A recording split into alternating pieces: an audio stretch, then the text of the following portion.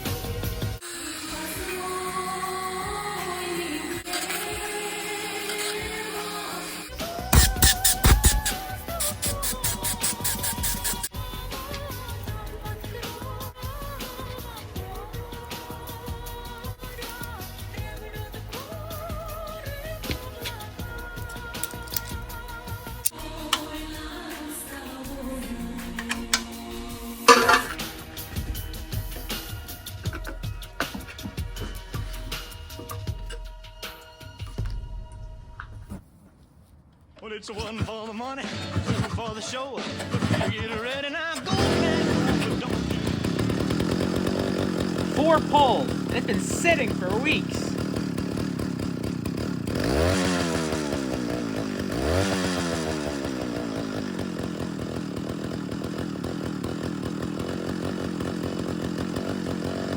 I don't know if this is the only Ural chainsaw in the US, but I bet you it's the most reliable.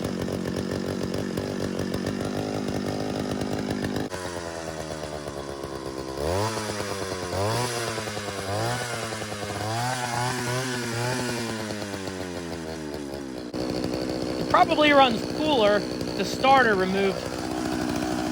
Just keep your dick out of there. Of course, it's right at crotch level. Just think about baseball. So this saw has no chain brake or kickback protection. The bar is directly in front of you, so when the chain pops off, it'll kill you right in the face. The e-stop switch is unreachable, and it has way too big an engine for a chainsaw. You might be thinking, this thing's pretty dangerous. Nope.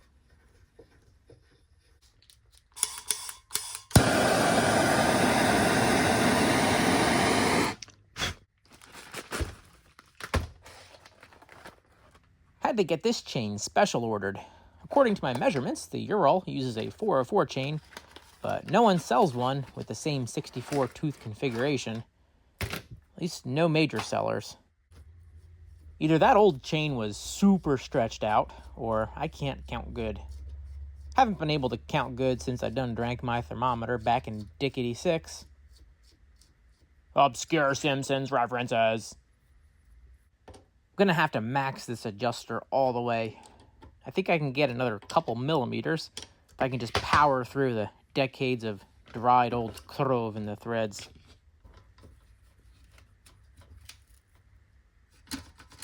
A little more.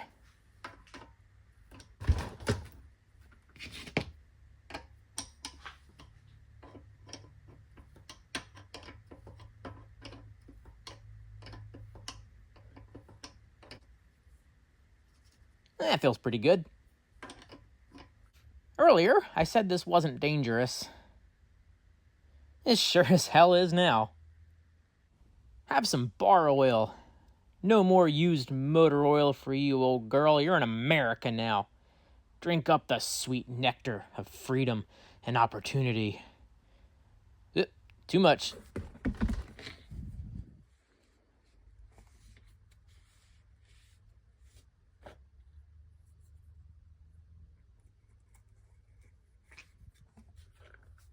If you twist her cap, she squirts.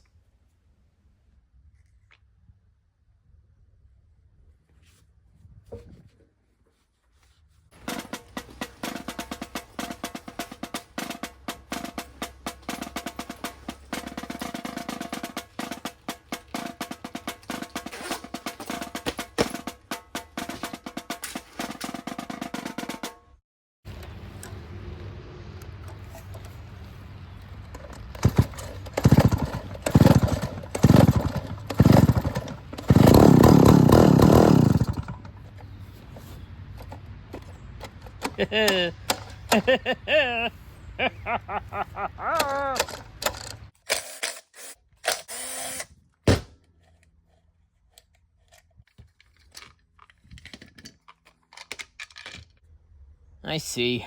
My nylon cord is rubbing on the burrs and rough edges on the feed-through and fraying. I can fix that.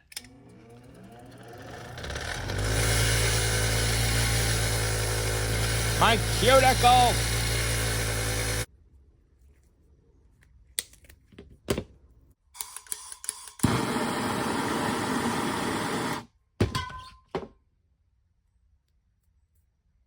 You know what's interesting? And this is a weird flex, but there is a non-zero chance that, at this point, I have more experience fixing Soviet chainsaw starters than anybody else in the United States of America. Not definite, and it's super esoteric, but there's a non-zero chance I'm number one at something. And that's pretty cool.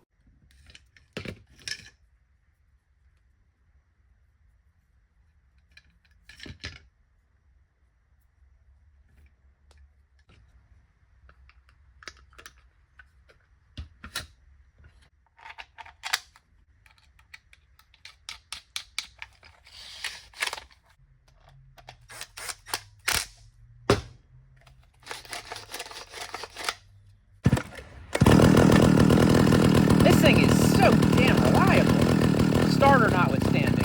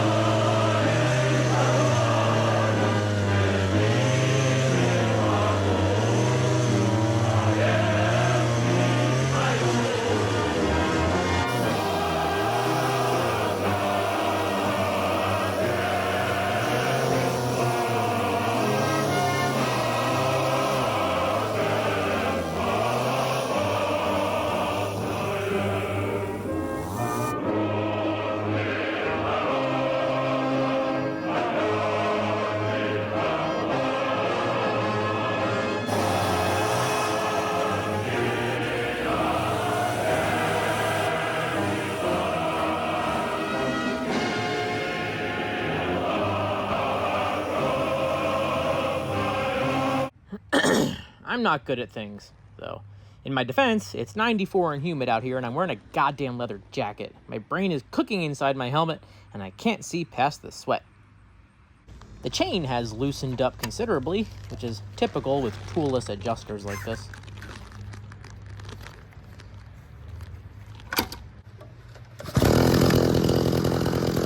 One pump, every time.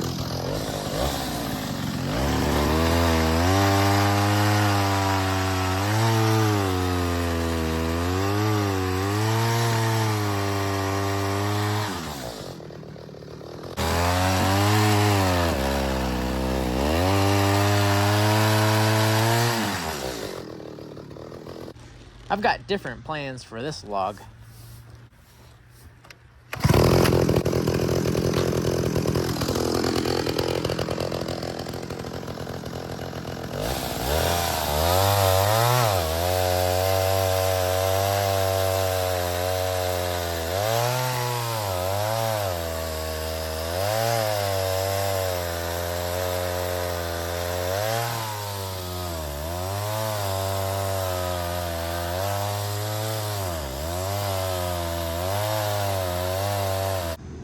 My bar is on fire, but in one specific spot.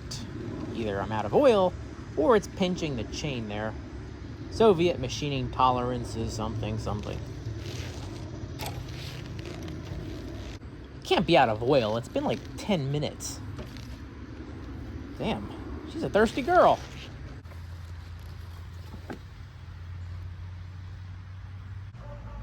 Drink, my pretty. Time to take advantage of this saw's party trick. We're gonna make a Siberian sawmill.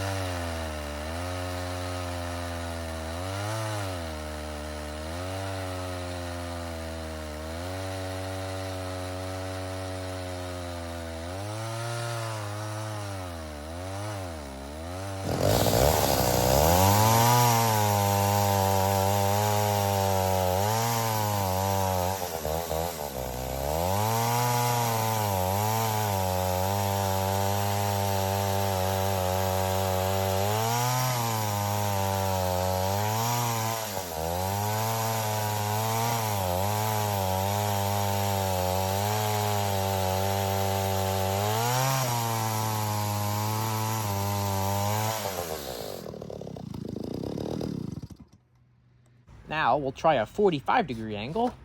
There's no degree marks on the saw, of course.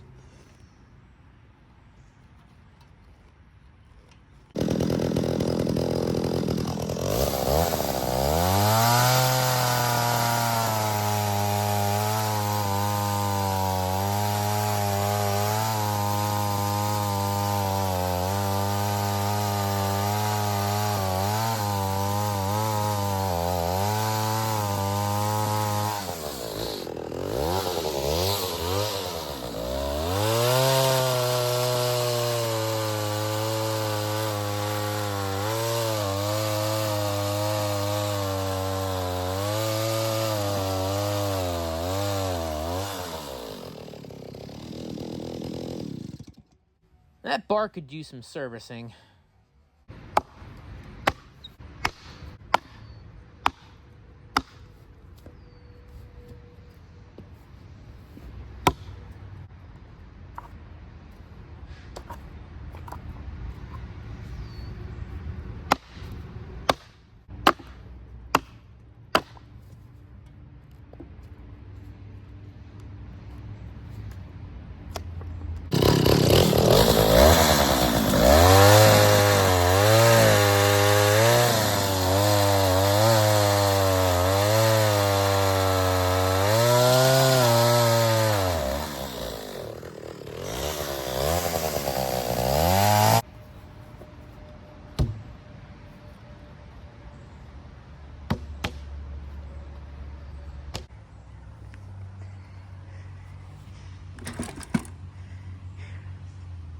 And on the 7th day, we rest.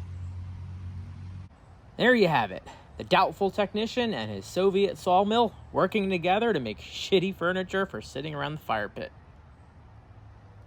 I'm not blowing smoke. This engine is dead nuts reliable.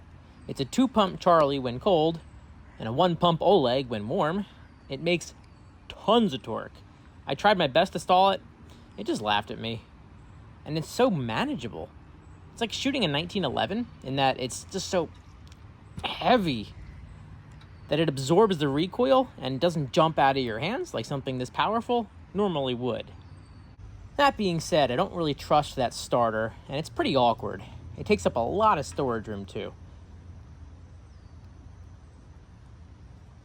I think I'm just going to stick with traditional chainsaws for now.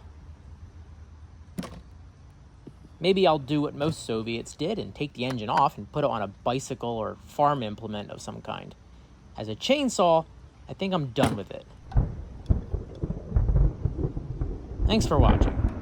It's starting to thunder, and if there's one thing more dangerous than a Soviet chainsaw, it's